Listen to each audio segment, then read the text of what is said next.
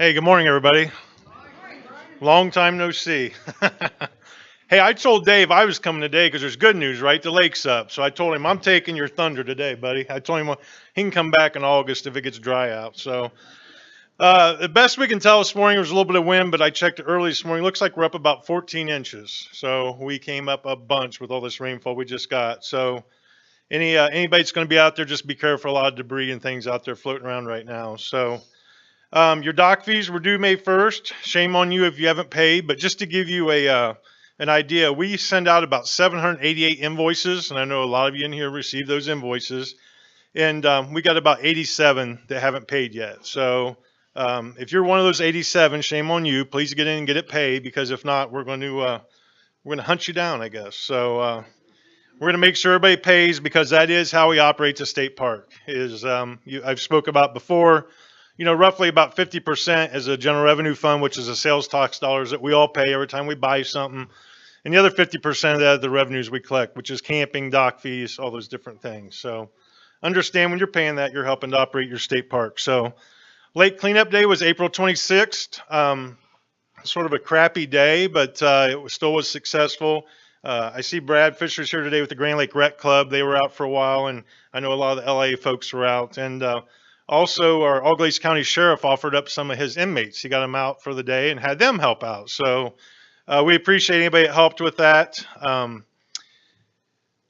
Also, I thought this was very interesting. We've not talked about stump removal for a while. I mean, that used to be a big report we give, and I mean, everybody really got into that. And there was a lot of years that we would pull 100 stumps in the fall, and we haven't done that for a while. Quite frankly, the cranes and things that we used to use are antiquated and not the way to do it anymore. So we actually worked with Brad Fisher, who is a sales rep for Caterpillar now, to demonstrate a large Caterpillar excavator. We put it on a barge and went out and actually seen if we could pull stumps with it, and it was successful. So we're going to be looking at changing up how we pull the stumps, and we're going to be looking to get that stump removal program back in place. So I'm very excited about that, which goes hand in hand with the rough fish removal that Tom spoke about, because when they did try it last spring, wasn't it, Tom? Yeah, they found out that the bottom of our lake is riddled with stumps. So we'll be working towards that. Dave gave me a report that he has had pretty good odds at hiring seasonal help for the summer. He still is looking for someone to work in the camp office, the camp retail store, where you check in campers and sell knickknacks and candy and stuff. So if you know somebody, or if you yourself looking for a retirement job, or you got a grandson, granddaughter that's going to be home for the summer, son, daughter, whoever, neighbor, kid, he's still looking for an applicant for that. So that'll be working at our camp store, and that pays $9.25 an hour. So some of you probably question, as I drive around, since I live here, I always think about, well, what do they want to know what the LA means? So a lot of you have probably drove past the Goose Refuge on the south side of the lake, right? And you've seen on the south side of the road there all that dirt work that's being done. You thought, what the heck are they doing? So that's a 9-acre wetland that was created there on the south side of 703 at the refuge. And then they're going to be starting construction on a 45-acre wetland back in the refuge, back in the northeast corner of the refuge. So just build more wetlands there. Eagle's Nest. I don't know if anybody's been out and seen the Eagle's Nest yet, but I was back at the Big Chick the other day, and very impressive. I mean, it's right there. Both were on, the pair was on there taking care of their nest and taking care of their young. So I asked Sean Finke the other day where we're at with Eagle's Nest, and it just keeps growing. We've got one at the Big Chickasaw. Of course, we got one at Prairie Creek there at Aquaview, where some of you guys live. We've got two at the refuge. And then we've got one out here at the golf course just north of Saline at the Fox's Den. And then Sean said there's 7 others in the county. So what are we looking at? About 12 nests in the county. It wasn't just a few years ago we were reporting about the one nest at the refuge, and then popped up the one at Aquaview, and he may have forgot about the one at Club Island. There's one at Club Island too, so he missed one.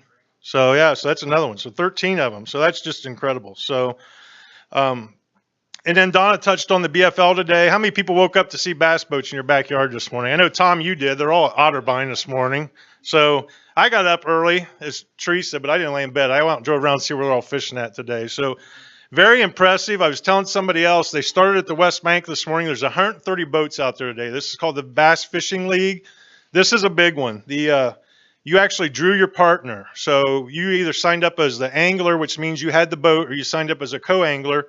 Anglers, if you had the boat, you paid $230 to get in today. and the co-anglers paid $130. So there's 130 boats out there.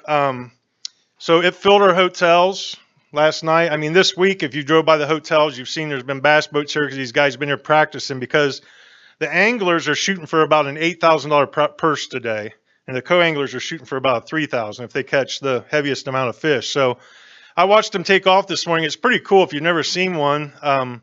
They actually said a prayer, and they actually played the national anthem. So all those guys were out there in their boats, taking their hats off and doing all that at 6:25 this morning. So I've got a boring life, I know. So that's pretty cool. And then last weekend, I was speaking to Herb Ritchie this morning. He was on TV last weekend. He fished in the Crappie USA tournament, and that was phenomenal too, the fish they brought in. So as Donna alluded to, the fishing has been phenomenal. So if you haven't been out there, or if you're getting ready to get the grandkids or somebody up, get them out, because it's good. So just an FYI, if you put your boat in and go out this weekend, there is a telephone line down across Harbor Point Channel this morning by the marina there. So if you do put your boat in this weekend, just be careful that's down. Good luck with us getting a hold of Frontier to get that out of the water, but we'll get it done. So Tom wanted to give me a quick update on dredging. We are up and running. Everything's up and running. It's been a challenging spring with the wind. But the Hodag dredge is at the Fry's Channel right now, just east of the park office. Then they'll be slipping over to the boat club. Brutus is out here at Coulter Creek again, pumping into the littoral wetland there that's part of the Coulter Creek treatment train. And the Pump a Little dredge is over at Doss, or I think it's at Lee's Landing. Then it'll be going to Doss Landing and then to Bayview. And, the only thing that's been a holdup has been Mother Nature, of course, with the wind and trying to get the dredge pipe across the lake and moved around. So everything's up running 100% right now. So the little Chickasaw ramp, I don't know how many people have been down Mercer Glades County Road and seen the new facility that got built there over the fall, winter, I guess. That'll be getting opened as soon as we get the paving done on the parking lot. And we're going to have a ribbon cutting for that in June. So that'll be opening soon. So with that, I think that's what I've got. So any questions for me? Anybody but Donna have a question? Yeah, Donna. Donna, can you hold it just a second? We're live streaming today. So we need the microphone. Would you like to tell them it's free fishing weekend? Yes, it is. Free. Sorry. Very good. Thanks. What did you say that the new ramp will really be great for? You were in our office talking about that. Yeah, so this is free fishing weekend today and tomorrow. You can fish without a license across the state, so take advantage of that. And then, Don and I was speaking about the launch ramp, the new one that's going to be there off of Mercer Glades County Road. It's right over by Herb's house. The great thing I'm most excited about that ramp for is that it will give people that have small boats or possibly kayaks. Kayaking has turned into a huge. It's our fastest growing boating right now is kayaks. It will allow people to put in there and have an access to a lot of backwaters and channels without having to go on the main lake where they could get in trouble because it's so rough. Because they can access the little Chickasaw, cut behind the island, get over into the big Chickasaw. So there's a whole network of water that they can access for viewing or for fishing and never have to go on the main lake. So it's going to be a great asset. So any other questions in the back?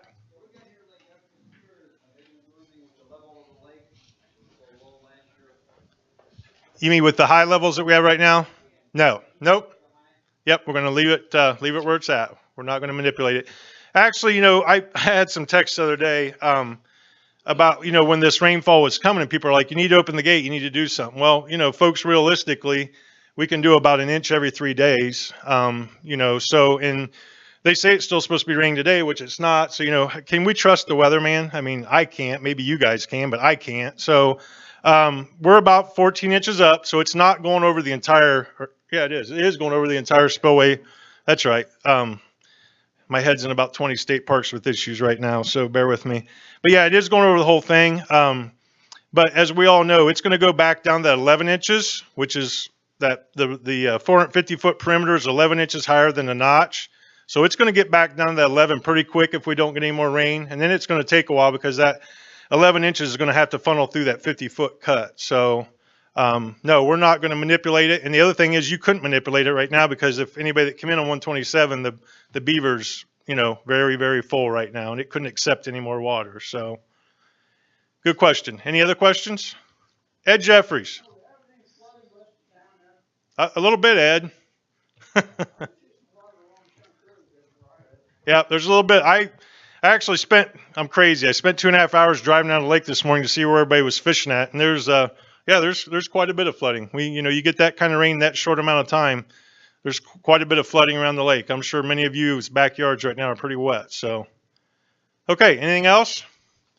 All right, hey, one last thing. Just make sure, I know we're all getting our boats out. I was going to try to get my pontoon out this weekend, but I might have to hold off, wait a week on that.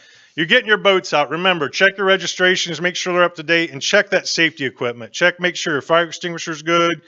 Make sure that all your life jackets are in appropriate condition. Just check those things out. So hopefully you don't need them, but if you do, hopefully they're in good working condition. With that, good to see everybody again. Thank you.